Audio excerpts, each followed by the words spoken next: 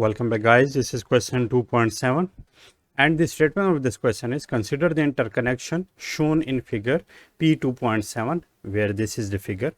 Here let us first discuss this figure. This is a voltage source, or we can call it the independent voltage source. Similarly, this one is the current source, and this is called the independent current source because of this circular shapes. Okay, this is a circular shape, this one is also a circular shape, and the arrow here basically denotes the current source. Similarly, here this diamond shape basically represents the dependent source, and here the terminals of negative and positive shows that this is a voltage source.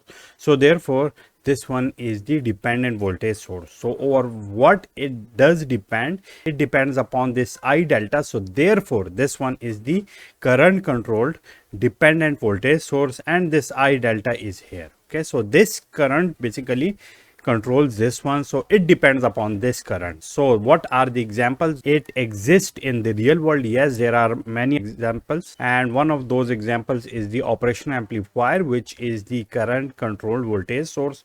Also bipolar junction transistors or many other transistors are basically the examples of these one. Okay, so there are many other dependent sources as well, and we will talk about them in our upcoming video when we will solve the questions related to them. So let us go through the statement of this question. So in this circuit, what are the different parts?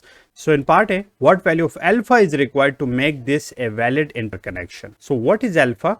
Alpha is the multiplicative term here with this I delta, and in order to find it out, we can see that in this circuit, if these two are basically the common nodes in between this voltage source and this one, so to make this a valid circuit, in the parallel ones the voltage across here should remain the same. Voltage here in between these terminals and these nodes should remain the same. So therefore let me solve it, and in solving it, minus alpha I delta should be equal to 6. Why minus? Because you can see that here this is positive negative, and here this is negative positive. We cannot change the terminals of it, but the dependency of it can be changed, and it can be changed by putting the negative with this one. Okay, do we know the value of I delta? Let us look at it here, and in this branch, let me use this color. In this branch we can very clearly see that this is I delta, and in this branch the current is constant, which is 15 milliamps, and we can see that the direction of this 15 milliamps is in opposite one as that of this I delta. So therefore the value of I delta is what?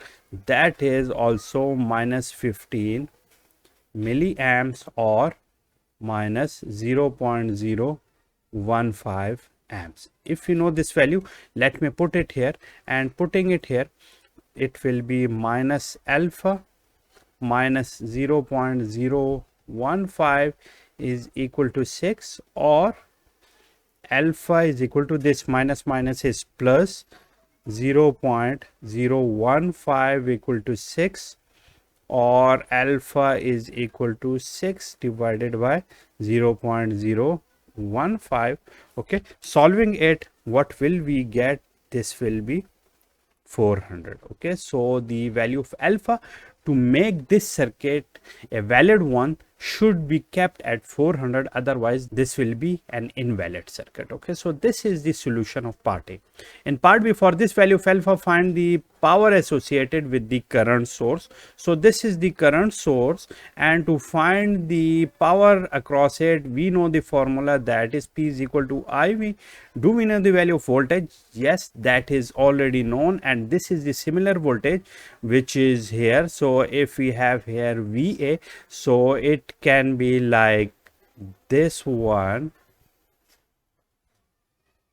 this one, and this one. This is the current source, this is the voltage source, while this one, sorry for my drawing here, this one is for this dependent voltage source. We can see that all of these three are basically in parallel with each other, having these two nodes common in between them. So these are basically parallel, so voltage will remain same across them. So therefore the voltage across it will be 6 volt as well. Okay, so the value of voltage is 6 and the current is 15 milliamps or 0.015, which is known by this branch current. So 0.015 multiplied by what? Multiplied by 6.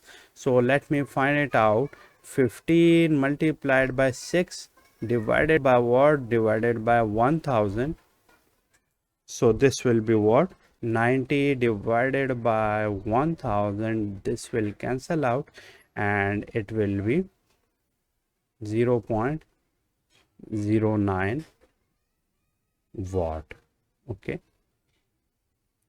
so this is what? This is for the power across it, or it can also be the 90 milliwatts. Okay, so this is the power across it. In part C, is the current source supplying or absorbing power? Okay, we don't know about that, whether this current source is supplying or absorbing the current. So in order to find it out, let me find out the polarity across it.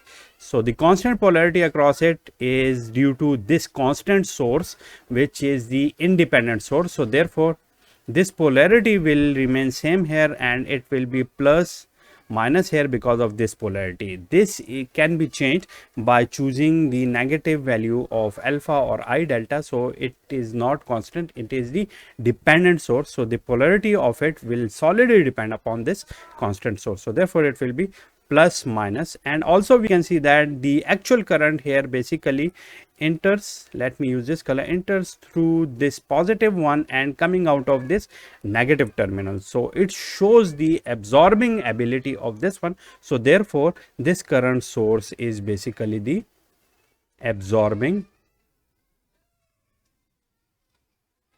source here. Okay, so it absorbs the power here. So that's it for today, in which we have solved question 2.7 of our book. If you have any question, you can ask me in the comment box. See you soon.